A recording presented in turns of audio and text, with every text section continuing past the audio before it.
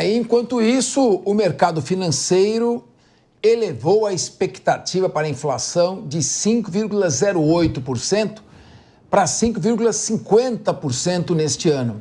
Segundo o Boletim Focus, para 2026, a projeção é de 4,22%.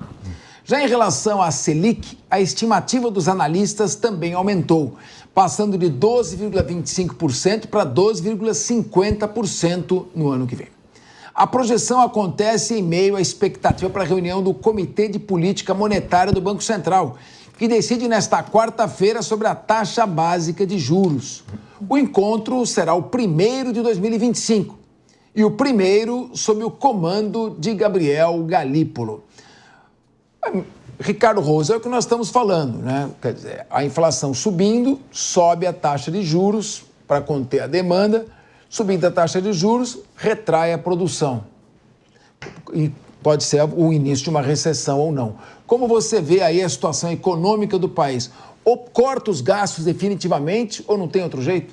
Exato. Acho que você resumiu a necessidade do governo. Acho que o presidente precisa ouvir isso, o ministro Fernando Haddad precisa ouvir isso. Ou corta os gastos, coisa que aparentemente o governo não quer fazer, principalmente num ano que é véspera de um ano eleitoral, ou nós vamos ter dificuldades e o mercado já está enxergando isso. Essa reunião do Banco Central agora, que provavelmente aumentará em mais um ponto percentual, que já é mais ou menos consenso no mercado, já sob a gestão do indicado do Lula, do Galípolo, vai jogar a taxa de juros para 13,25. O mercado já vê um remanejo da inflação para mais, também fora da meta da inflação, daquilo do ideal que se busca para a inflação. Ou seja, né, o mercado está vendo tempos difíceis.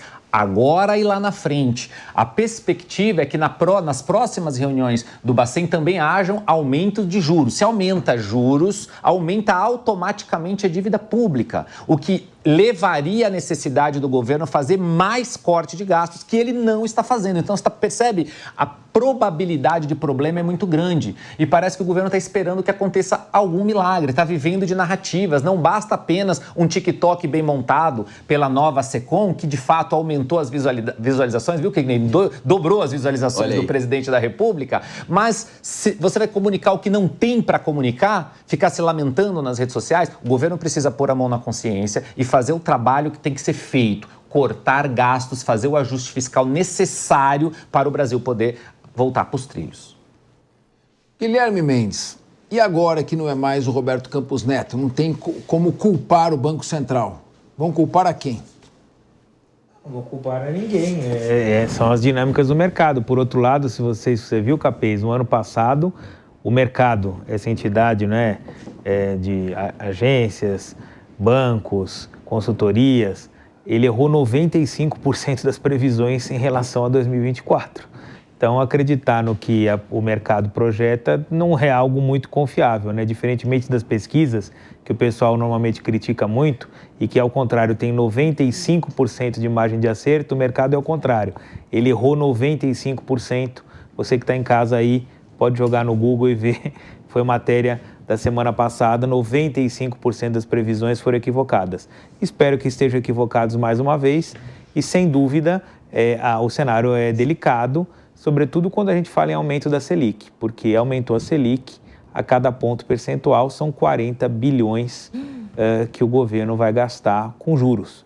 E pagar juros, você que paga no seu cartão de crédito, no seu cheque especial, ou para quem quer que seja, você sabe que é o dinheiro mais maldito que existe, é aquele dinheiro que dói para você no seu orçamento pessoal, e a mesma coisa para as contas públicas. É dinheiro que sai da educação, sai da saúde, sai da segurança pública, sai do ensino superior, que empobrece, da mesma forma que empobrece a sua família, vai empobrecer o governo brasileiro e toda a sociedade.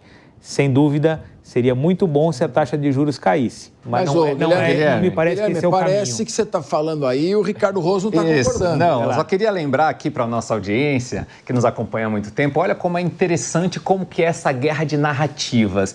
Há alguns meses, Quando o presidente do Banco Central era o Campos Neto, toda a esquerda, eu vi algumas vezes a própria presidente nacional do PT vir a público falar do Campos Neto, porque estava buscando o aumento da taxa de juros e era um absurdo, isso não se faz, todas as condições do brasileiro estão maravilhosas. E o Guilherme, inclusive, falou que o brasileiro está tendo mais dinheiro, é por isso que está aumentando o preço nas prateleiras.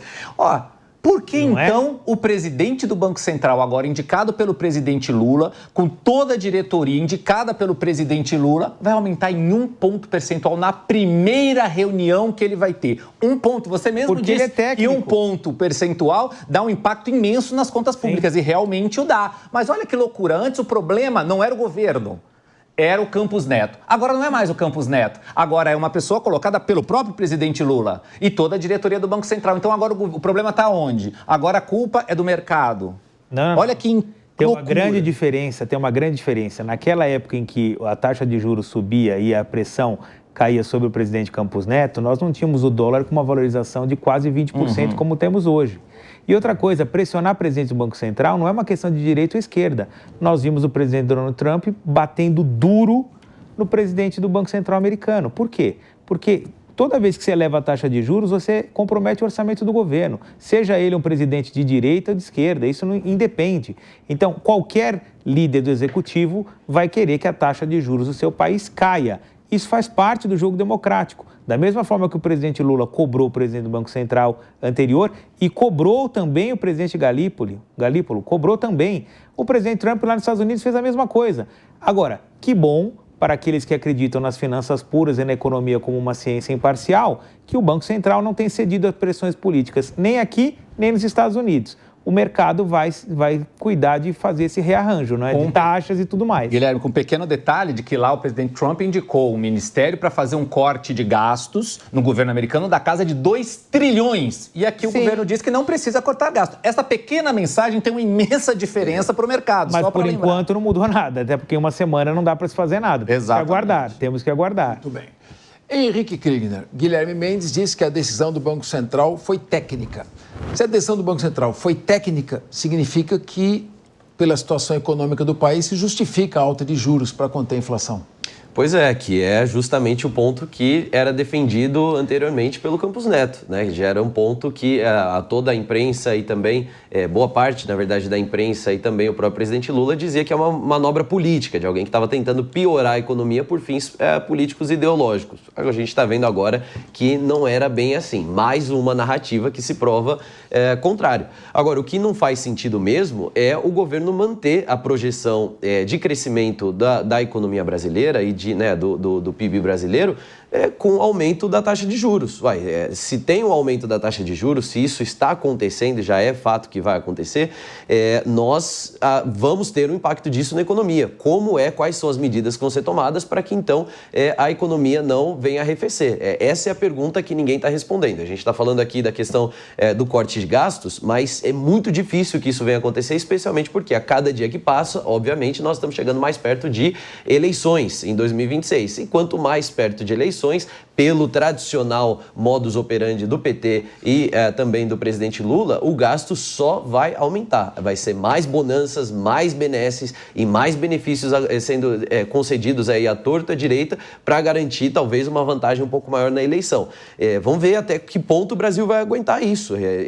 Me espanta quando a gente olha para 2013, quando a gente olha para outras movimentações populares, por muito menos nós já estávamos na rua aí criticando medidas do governo em relação à economia. Até quando nós vamos aguentar isso?